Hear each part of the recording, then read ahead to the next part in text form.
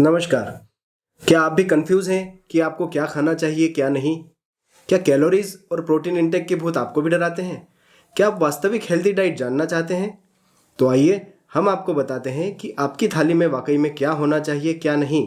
साथ ही जानिए भोजन करने का सही तरीका, जिससे आपका भोजन ही बन जाए मेडिसिन और पूर्ण स्वास्थ्य हो आपकी मुट्ठी में।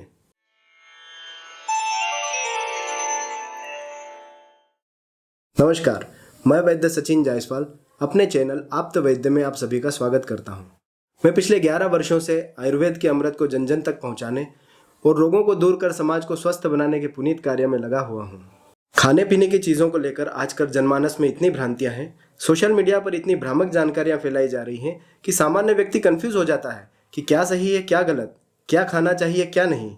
यह प्रश्न मुझसे भी अक्सर कई लोग करते हैं। इसलिए आदर्श भोजन कैसा हो और उसे खाने का सही तरीका क्या हो, आज हम इसी पर चर्चा करेंगे। आज की वार्ता मित्रों बहुत इंटरेस्टिंग होने वाली है, क्योंकि आज हम बात करेंगे स्वाद और सेहत दोनों की, आदर्श थाली और आपकी पसंद दोनों की। पहले हम बात करेंगे कि क्या खा सकते हैं, क्या खाना चाहिए। फिर आपकी जो पसंद है उसे कैसे और कब खा सकते हैं। फिर कुछ बात करेंगे ऐसे कॉम्बिनेशंस की जिन्हें आपके भोजन में नहीं होना चाहिए। फिर भोजन करने का सही तरीका क्या है और पानी किस तरह से इस्तेमाल करना चाहिए। यह सब हम आज की चर्चा में बात करेंगे। तो सबसे पहले देखते हैं कि हमें रोज़ क्या खाना चाहिए। दोस्तों, आयुर्वेद कहता है अन्नः वृत्तिकरणाम श्रेष्ठः, अर्थात नित्य सेवनीय वस्तुओं में अनाज यानी कि सीरियल्स ये श्रेष्ठ होता है।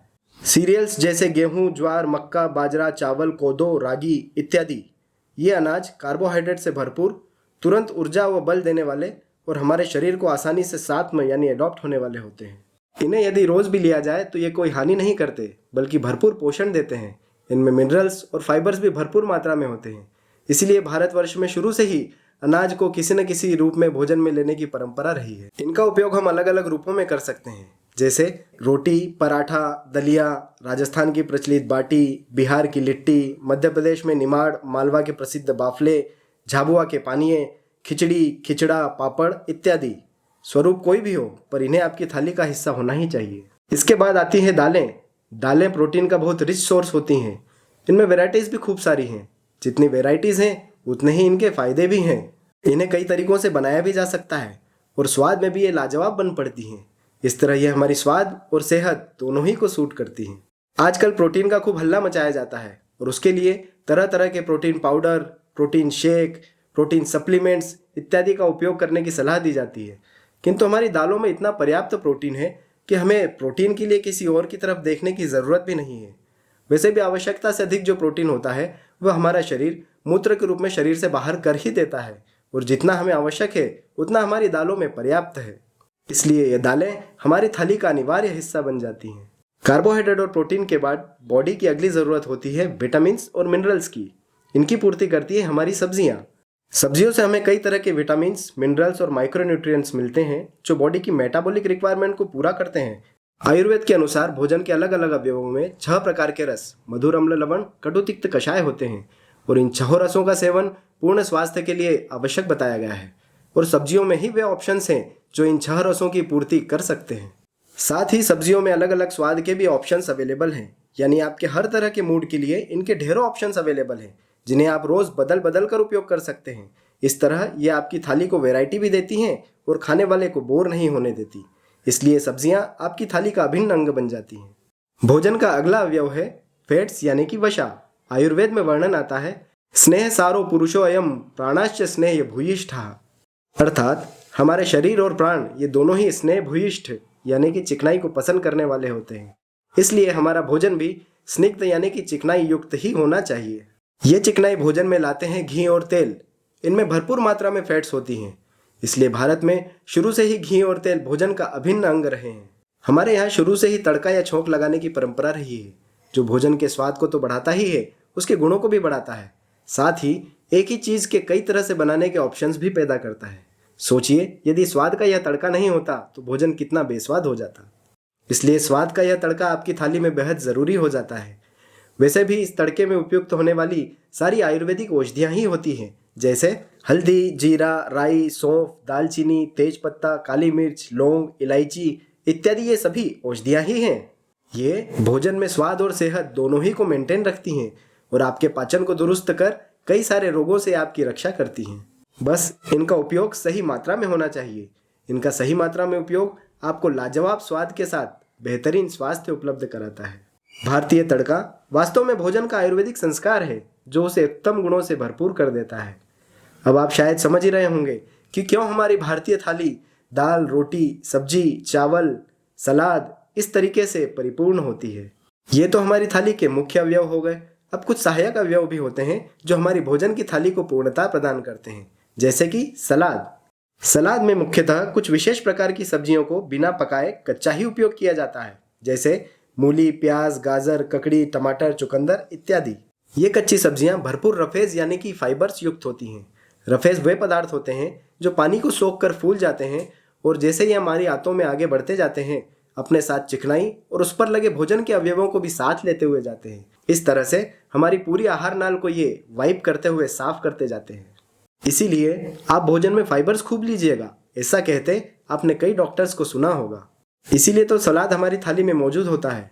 सलाद के साथ ही सूप और पापड़ ये भी भोजन के सहायक अवयव होते हैं। इन्हें हम स्टार्टर के तौर पर इस्तेमाल करते हैं। ये हमारी अग्नि को दीपन करते हैं, अर्थात भोजन के प्रति हमारी भूख को बढ़ाते हैं, साथ ही भोजन के स्वाद को भी बढ़ाते हैं। इन सभी के साथ साथ भोजन के बीच बीच में 1 या 2 घूंट छाछ भी पिया जा सकता है, जो हमारी भोजन की लिक्विडिटी को भी मेंटेन करता है, साथ ही हमारे गले को तर करके हमारी प्यास बुझाता है और भोजन के पाचन को भी दुरुस्त करता है। इस तरह हमारे भोजन की थाली पूर्ण होती है। यह थाली वो थाली है जिसका आप रोज सेवन कर सकते हैं। यह आपके शरीर को किसी भी प्रकार की हानि नहीं पहुंचाएगी, बल्कि आपको बल, पुष्टि, आरोग्य से पूर्ण कर देगी। अब कुछ चीज़ें और भी हैं जिनका रोज सेवन करना बताया गया है। ये हैं दूध और घी। दूध और घी को आयुर्वेद में रसायन बताया गया है, अर्थात ये टॉनिक्स हैं जो शरीर की पूरी रिक्वायरमेंट्स को फुलफिल करते हैं और साथ ही हमें बल, पुष्टि और आरोग्य प्रदान करते हैं। शरीर के लिए दूध और मस्तिष्क के लिए घी, ऐसा आयुर्वेद में बताया गया है। अर्थात जो अधिक शारीरिक श्रम करते हों उन्हें दूध अधिक मात्रा में लेना चाहिए और जिन्हें मानसिक काम ज़्यादा करना होता है वे घी अच्छी मात्रा में ले। यह आयुर्वेद का कथन है। आजकल कई लोग घी से दूरी बनाने लगे हैं। कारण है कोलेस्ट्रॉल फोबिया। लेकिन घी कभी भी कोलेस्ट्रॉल को नहीं बढ़ाएगा यदि आप उसे सही अवस्था में, सही तरीके से, सही मात्रा में ग्रहण करते हैं। यह आपको कोई भी हानि नहीं पहुंचाएगा, बल्कि आपके स्वास्थ्य को उत्तम करेगा। आपके हृदय एवं अन्य अंगों को बल ही देगा। लोग पनीर तो खूब खाते हैं किंतु घी से परहेज करते हैं, जो कि उचित नहीं है। इसलिए दूध और घी को आपको अपनी दिनचर्या में उचित स्थान जरूर देना चाहिए। अब कुछ मेरे मित्र जो वेगन डाइट को फॉलो करते हैं वे दूध नहीं ले सकते। उनके लिए हम किसी और दिन चर्चा करेंगे। ये तो वो चीज़ें थी जो आपको रोज़ खाना चाहिए। हो सकता है इनमें आपकी पसंद की चीज़ें कम हो, लेकिन है सभी आपके स्वास्थ्य के लिए पूर्ण लाभदायक।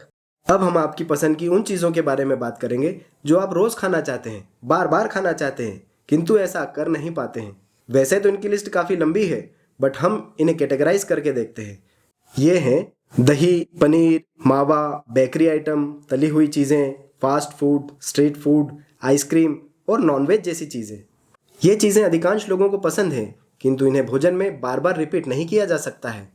कारण है इनके गुण दोष जो हमें ऐसा नहीं करने देते हैं। यदि इन्हें खाने में बार बार रिपीट किया जाता है तो ये हमारे शरीर में दोषों को बढ़ाकर हमारे मेटाबॉलिज्म को डिस्टर्ब करते हैं और हमारे पाचन को खराब कर देते हैं। नतीजा, शरीर कई रोगों से घिर जाता है।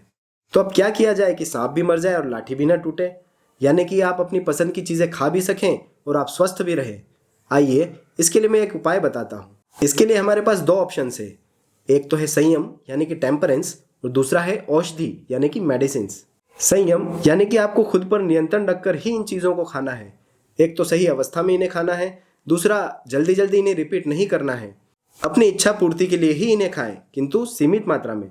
अब कई बार ऐसा होता है कि आपने सुबह इस कैटेगरी से कुछ खाया और शाम को पार्टी में जाना पड़ा तो मजबूरी में खाना पड़ा, या कल खाया और आज घर पर गेस्ट आ गए तो फिर से खाना पड़ा, या कहीं टूर पर गए हैं और फिर मजबूरी में 3-4 दिन यही खाना पड़ा, या खुद को कंट्रोल नहीं कर पाए और खा लिया। तो इन परिस्थितियों में आपको एहतियात के तौर पर आयुर्वेदिक औषधियाँ ले लेनी चाहिए, जिससे आपका मेटाबॉलिज्म खराब ना हो और आप स्वस्थ बने रहें।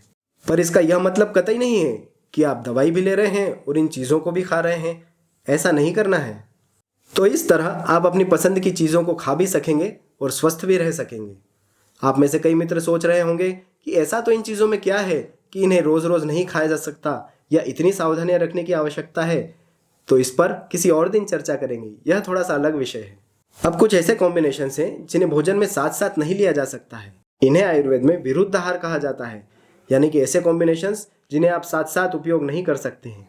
यदि इनका साथ साथ सेवन किया जाता है तो ये शरीर में दोषों को बढ़ाकर रोगों से शरीर को आक्रांत कर देते हैं।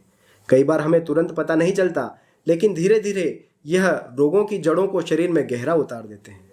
कुछ विरुद्ध आहार यानी कि कॉम्बिनेशंस इस तरह से हैं। दूध के साथ दही, नमक, मूली, सलाद, खटाई यानी कि खट्टी चीज़ें, करेला और मछली ये नहीं लेना चाहिए। दही के साथ दूध, पनीर, मावा, खीरा, खरबूजा नहीं लेना चाहिए। शहद के साथ समान मात्रा में घी नहीं लेना चाहिए। गर्म गर्म खाने के साथ ठंडा पानी या कोल्ड ड्रिंक्स ना लें। चाय या कॉफ़ी के बाद ठंडा पानी या आइसक्रीम ना लें। उड़द के साथ मूली ना लें। गार्लिक ब्रेड और चाय साथ साथ में ना लें। ग्रीन टी में दूध डालकर ना लें। इस तरह के कॉम्बिनेशंस आपके भोजन में नहीं होने चाहिए। पिछली वार्ता में हमने बात की कि भूख का क्या महत्व है, वास्तव में हमें भोजन कब खाना चाहिए। इस वार्ता में अब तक हमने यह जाना कि वाकई में हमें रोज़ क्या खाना चाहिए, आदर्श थाली में क्या क्या होता है और किस तरह से हम अपनी पसंद की चीज़ों का सेवन कर सकते हैं, साथ ही वे कॉम्बिनेशंस जो हमें साथ साथ नहीं लेना चाहिए। अब हमारी आदर्श भोजन की थाली हमारे सामने है। अब हम यह जानेंगे कि भोजन करने का सही तरीका क्या है। जो भोजन हम आज करने जा रहे हैं, कल वही हमारे शरीर का रूप धारण करेगा। इसलिए भोजन की पवित्रता का ध्यान रखना बहुत ज़रूरी हो जाता है। जैसा खावे अन्न, वैसा होवे मन, वैसा ही बने तन। इसलिए भोजन करते समय हमें शांत भाव से, प्रसन्न होकर, पवित्र भाव से बैठकर भोजन का आदर करते हुए खूब प्रेम से भोजन करना चाहिए। जिस भाव से भोजन किया जाता है वह भोजन हमारे शरीर में उसी भाव को बढ़ाता है। इसलिए यदि क्रोध करते हुए भोजन करेंगे तो गुस्सा बढ़ेगा, दुखी होकर भोजन करेंगे तो अवसाद बढ़ेगा, चिंतित होकर भोजन करेंगे तो चिंता और हावी होगी, और यदि प्रसन्नचित होकर पवित्र भाव से भोजन करेंगे तो आपके जीवन में खुशी बढ़ेगी। प्रेम से भोजन करेंगे तो प्रेम बढ़ेगा। सुनने में थोड़ा अजीब लग सकता है, किंतु भावग्राही जनार्दन, अर्थात जैसा भाव होता है वैसा ही रूप ईश्वर बना देता है। यही बात परोसने वाले के लिए भी लागू होती है। भोजन परोसते समय व्यर्थ की बातें, क्लेश कलह की बातें करते हुए नहीं, बल्कि पवित्रता से, खूब प्रेम से भोजन परोसना चाहिए। ऐसा भोजन प्रसाद बन जाता है और शरीर के साथ मन को भी उत्तम गुणों से भरपूर कर देता है। भोजन करते समय दांतों से खूब चबा चबा कर भोजन करना चाहिए। जितना महीन आप पीसेंगे उतना ही पाचन बढ़िया होगा, क्योंकि महीन पीसने से भोजन का सरफेस एरिया बढ़ जाता है, उस पर पाचक रसों की अच्छी क्रिया होती है और पाचन बढ़िया होता है। यदि भोजन ठीक से चबाया गया नहीं है तो पेट और आंतों को अतिरिक्त क्रिया करके उसे महीन बारीक करना पड़ता है। इसीलिए बड़े बुजुर्ग कह गए हैं कि दांतों का काम आंतों से न ले, अर्थात भोजन को अच्छी तरह चबा चबा कर खाएं। भोजन करते समय बीच बीच में पानी भी नहीं पीना चाहिए। यदि अति आवश्यक हो तो बीच में 1 या 2 घूंट पानी के ले सकते हैं, किंतु भोजन के अंत में तुरंत पानी नहीं पीना चाहिए। इससे हमारे डाइजेस्टिव जूसेस डाइल्यूट हो जाते हैं और भोजन का पाचन ठीक से नहीं हो पाता। इसीलिए भोजन के 30 या 40 मिनट बाद ही पानी पीना चाहिए।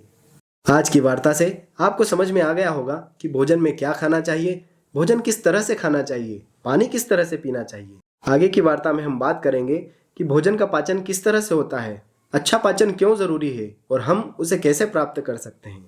आज की वार्ता से संबंधित आपके जो भी प्रश्न हैं हमें कमेंट बॉक्स में ज़रूर लिखें, जिनका उत्तर हम रील्स या शॉर्ट्स के माध्यम से देने की कोशिश करेंगे। जिस समस्या का अधिक लोग जिक्र करेंगे हम उस पर अलग से वार्ता करने की भी कोशिश करेंगे। आप भी आप्तवैद्य से जुड़िए, वास्तविक आयुर्वेद को पहचानिए, उसे अपने दैनिक जीवन का हिस्सा बनाएं और पूर्ण आरोग्य को प्राप्त करिए। नमस्कार।